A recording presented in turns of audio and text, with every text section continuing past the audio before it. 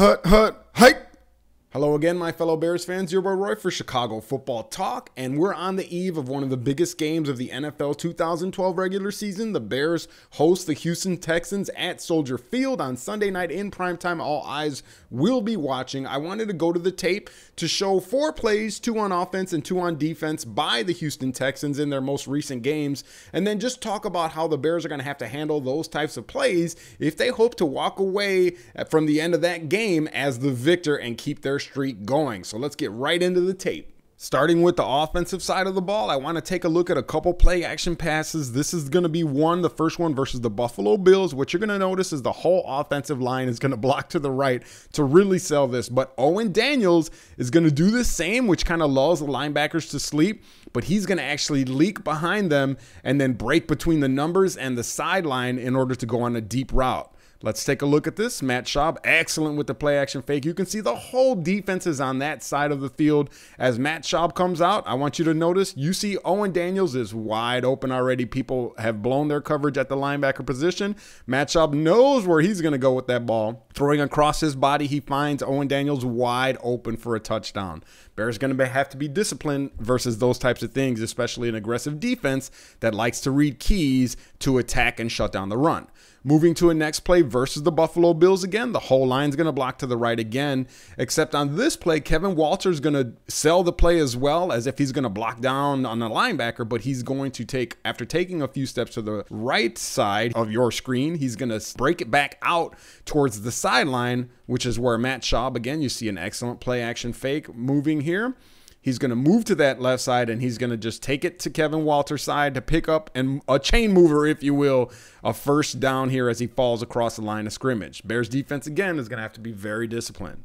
Now, moving to the defensive side of the ball, I want to take a look at this first play comes against the Buffalo Bills. Look at the 2 down alignment. Look at where J.J. Watt is lined up. He would be over what would be Gabe Carimi if this was a play versus the Bears. He's going to actually stunt to the inside and come between the center and the left guard in order to provide penetration. And he's going to hurry Fitzpatrick's throw, getting a hit on the quarterback, throwing a less than perfect ball. The actual wide receiver drops the ball there as the pass is defended by the Houston cornerback. Now, moving to this next play here, another tricky play. Again, the 3-4 defense that normally lies up in a 4-3 is lined up with 2 down linemen again. This is 3rd and 6 versus the Ravens. This play is going to result in the safety. J.J. Watt this time again is going to line up over what would be Gabe Carimi. That's the right tackle for the Ravens. This time he's not going to stunt. He's just going to go straight upfield and try to attract the attention of the right guard and the right tackle. He does so that the linebacker can loop inside between the center and the right guard there. Now, the other 2 guys on that side of the other side of the defensive line, the down defensive lineman and the linebacker, are going to actually just go straight up over the guy they have. The beauty of this play is it's designed so that Daniel Manny and Connor Barwin can actually are going to rush on this play, and one of those 2 guys should come free as the back in the backfield is going to be forced to make a tough choice of who to block. In this case, as we move the play forward, the running back goes to Daniel Manning's side first, allowing Connor Barwin to come in unblocked and sacking Joe Flacco for a safety here. The Bears offensive line is going to be tested versus these types of fronts here, and also versus blitzes there. They struggle versus those 3-4s. So this is just another example, both of those 2 plays, of those types of fronts that the Bears offense can expect to see in this pivotal game. So as you can see from those types of plays, the Texans are a team to be reckoned with on offense and defense.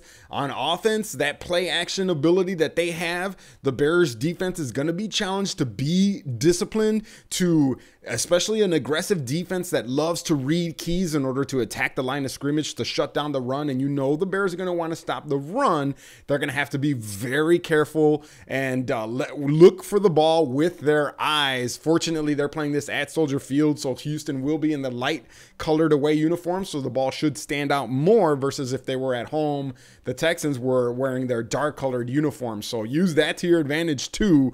But the Bears are going to have to be very disciplined against this Texans offense. The first thing they're going to have to do is try to shut down that run, but they have to be disciplined. They have to not break down in coverage so that when Matt Schaub goes on his rollouts, they basically have people covered. I went back to that Texans-Packers game also and studied studying the Texans on tape.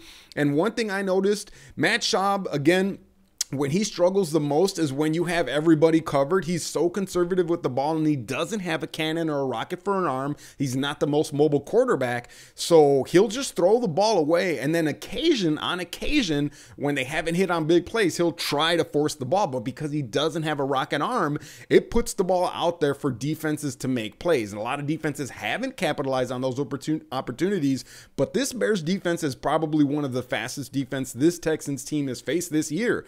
So if I'm the Bears, much like I had called out how Hasselbeck lofted balls and the Bears would have opportunities, and they had to in that game, this is another one of those games where they can take advantage of a quarterback who doesn't have the strongest arm and try to play conservative, play good coverage, and hope that force him into making a mistake. So that's going to be one of the biggest keys on defense.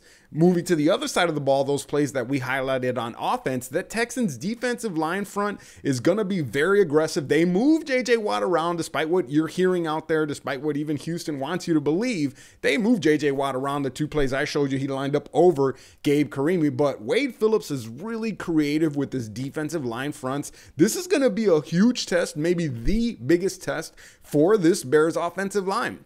Again, I don't expect him to all of a sudden just show this tremendous amount of growth and all of a sudden be this hugely explosive offense. They're still in year one. Even Cutler has said it repetitively this week about how they're never going to catch the defense this season, how the defense has 8 or 9 years on the offense, which is what I've been trying to bang over all Bears fans, impatient or otherwise, heads, that it's gonna take time regardless of how fast you want it to happen. It's gonna take time. And part of why they're forcing the ball to Marshall is to get him acclimated into the offense quickly so then they can start to build the other areas of their offense. But anyway, expect Wade Phillips, like he said, to double team Marshall a lot. One thing I noticed in going back to that Packers game is if you look at it again, part of the reason that Aaron Rodgers had such a field day versus the Texans is because the Packers didn't really have anybody that the Texans deemed double worthy. Okay, Greg Jennings wasn't in that game, or else he probably would have been doubled all over the field. They didn't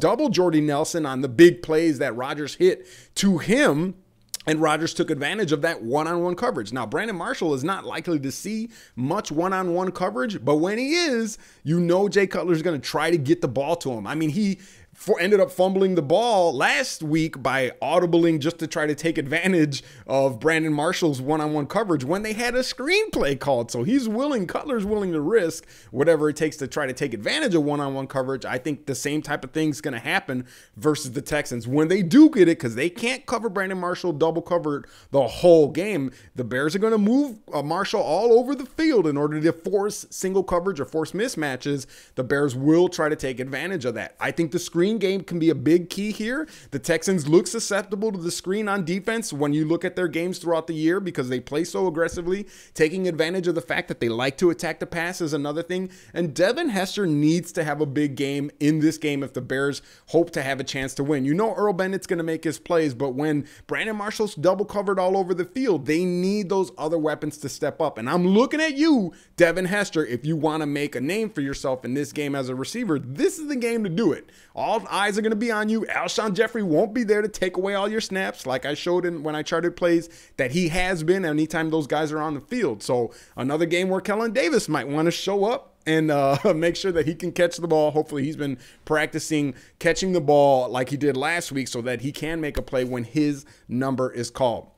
A very, very difficult game to call. The fact that the Bears are at home, I think, gives them the edge where I would have to pick the Bears. Being a Bears fan, but trying to be objective and mostly homer free, I, of course, will pick the Bears, but I think this is going to be a very hard game for the Bears to win. I think Texans are actually poised to win this game because the Bears' offensive line isn't one of their strengths, and Wade Phillips has that defense of the Texans playing very well. So it's going to be a really difficult game for the Bears to win. I'm going to hope that they win it, but I think it's going to be really, really tough. The defense is going to have to shut down and hold Houston down while the Bears make adjustments. They're a second half team on offense. offense, their adjustments in the second half have been good, and it might be one of those games where the defense just is going to have to hold the Texans down until the Bears offense figures out what to do versus this Texans defense. So anyway, I can't wait to watch. Unfortunately, we're going to have to watch all the games before we get to ours. Try not to drink your libations too soon. Save some for that game so that you can remember what happened. I look forward to breaking down the game in between plays live on CFT Bears hashtag. That's pound CFT Bears on Twitter, universal Twitter chat. So if you're going to the game, if you're going to be on your couch, if you're going to have to work, follow that hashtag, and I will break down some very pertinent plays as they need to be broken down. As always, your boy Roy for Chicago Football Talk. Enjoy the game. Peace, and I'm out.